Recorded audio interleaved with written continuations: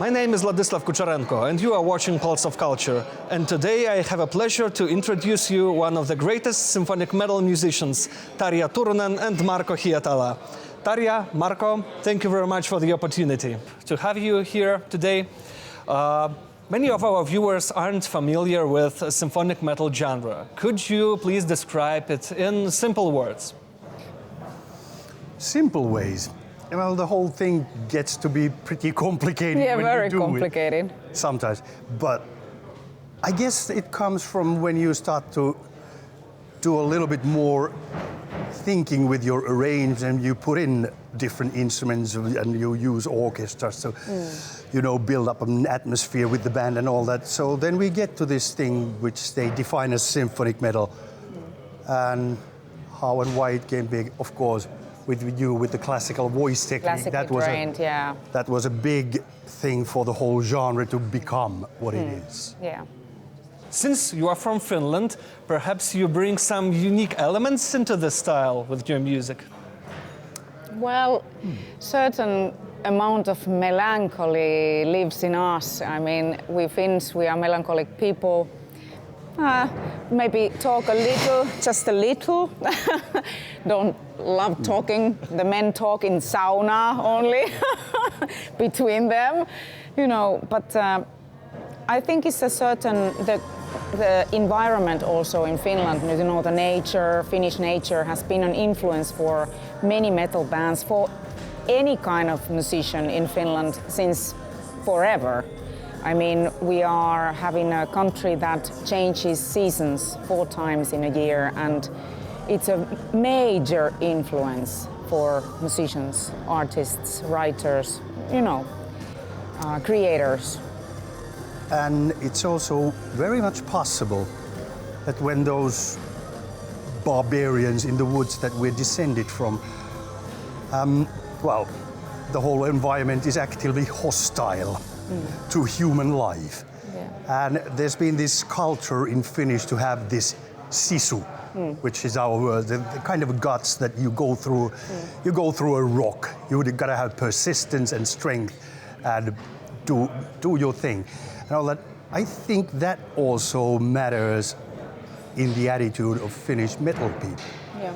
Especially with the band players and all that, because I see it connecting into how much guys are actually doing their rehearsing and what kind of things they write about them. Mm-hmm. It's been a long time since you once parted ways, and then you got together, you sang the Phantom of the Opera.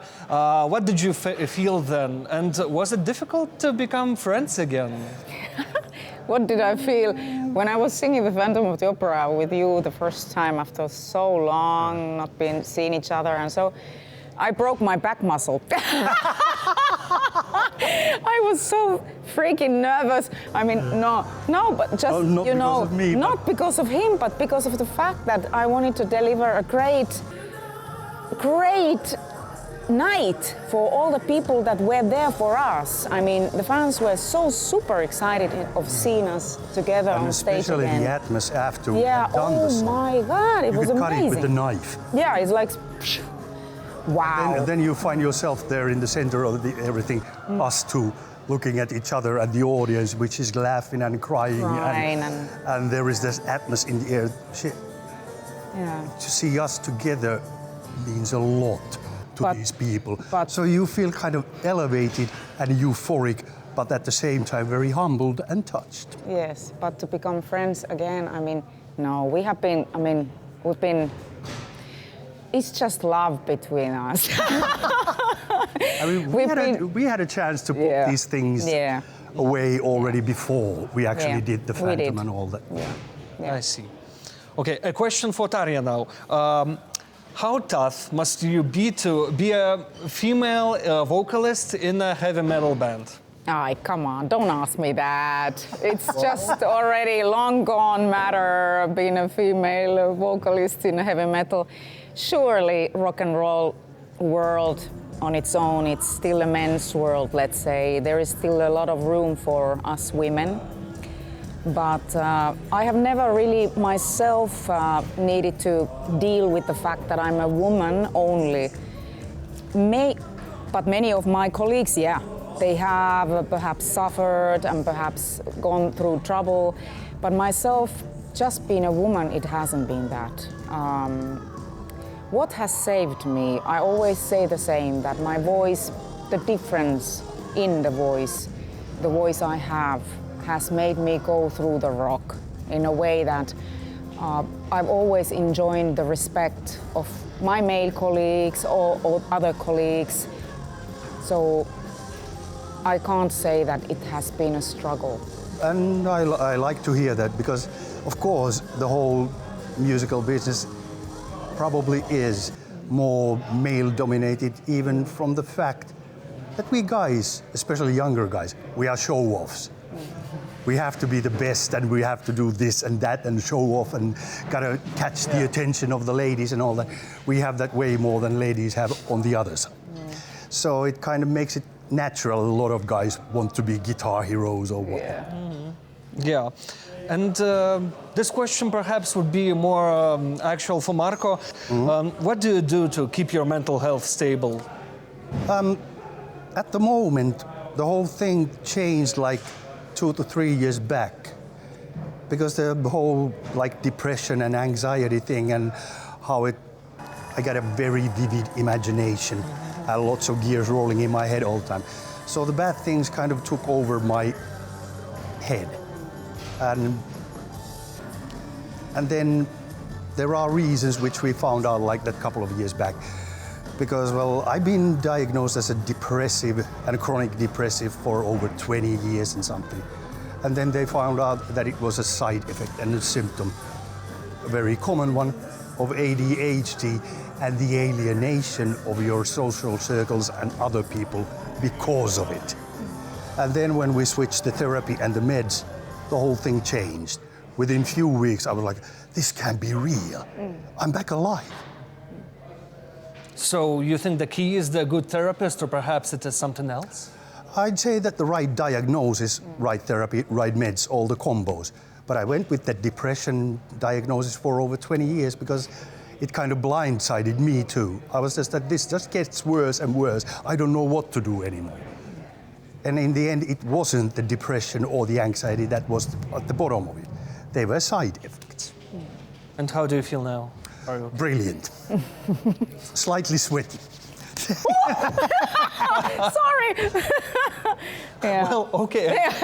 To switch to a positive note, could you recall some funny incidents during your tours? Okay, To name it. now I got a flood.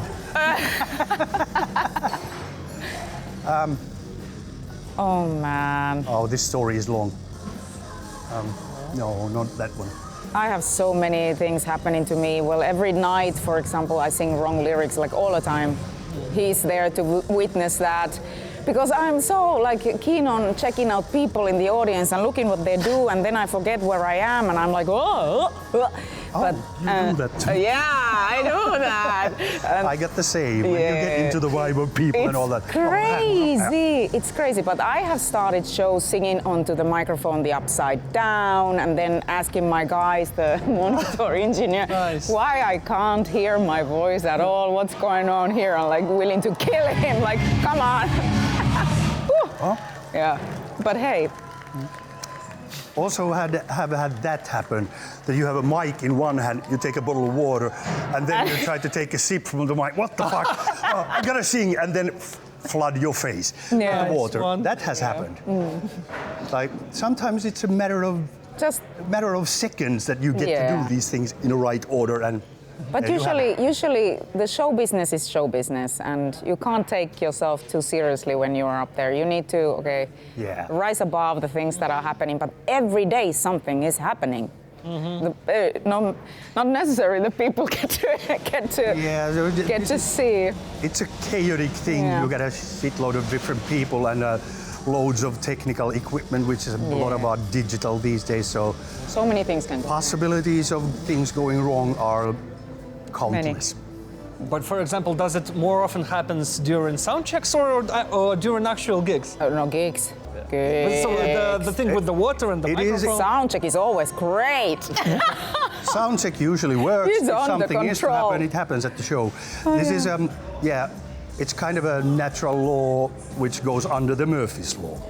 Yeah. And the thing with the water and the microphone, it was during the actual gig. Yeah, but no, I was just trying to sip from the microphone and correct to my teeth, and then I didn't think, and then I lifted the bottle to sing and got flooded. And Great. Hopefully the microphone didn't get... Also in the days when I was doing an acoustic show with Taro Boys, managed to tilt a half a pint of beer into my acoustic guitar. Oh. Needless to say, the microphone went mute. Yeah. And the acoustic guitar doesn't like it as well. No, not really. I would like to ask, for example, you during tours, during album recordings, you have to sing a lot. You have to sing on rehearsals, sing on sound checks, sing on the actual gigs. Does it affect your voice? Doesn't it do any harm? Or perhaps it even helps? Practice helps? How do you think? I am rehearsing all the time. Like Same I am thing. maintaining my voice. I am doing my exercises every day during the show days. When there is a day off, you tend to have that really, literally, a day off. From talking, from Singing, from playing. everything, mainly singing. There is no singing on those days. The body needs rest. When the body gets tired, the voice gets tired in an instant. And it's bad. But Rest is everything. does too much singing harm or not? Well, depending on your technique, Yeah. of course. For me, no. And I'm glad For to me, hear that. no. I mean, We'll check. I can shout myself out Yeah.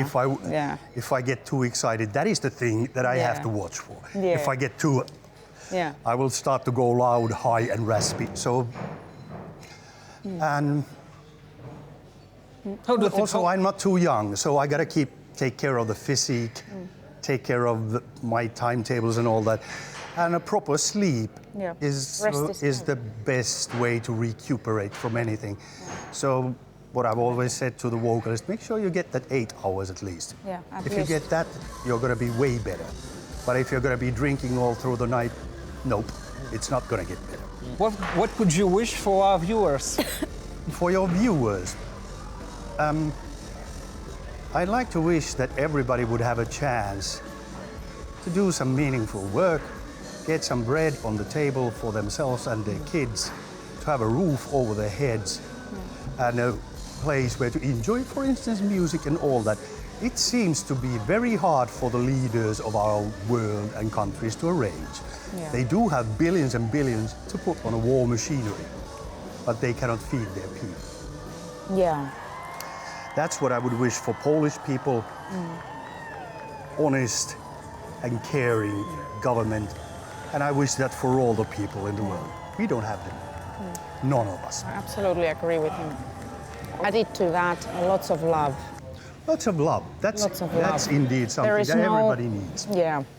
Peace, And love. Wait a bit. Yeah, okay. Tarja, Marko, thank you for the kind words. I wish you all the best in life. Thank you for this conversation. Thank you so much. See you soon, Poland. Hey! Here we You're come. gonna hear- Yeah. Thank you very much. Thank You're you. welcome. And thank you for watching. This was Pulse of Culture, and we were speaking with Tarja Turunen and Marko Hietala.